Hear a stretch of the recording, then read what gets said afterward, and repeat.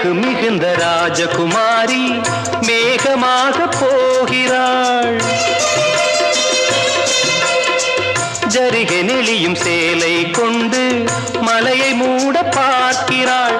பள்ளம் சிலர் உள்ளம் என ஏன் படைத்தான் ஆண்டவன்? பட்டம் பெற தேடுகின்றேன், எங்கே அந்த நாயகன்? மலையின் காட்சி இறைவன் ஆட்சி. செந்தாழம் பூவில் வந்தாடும் தென்றல் என் மீது மோதுதம்மா.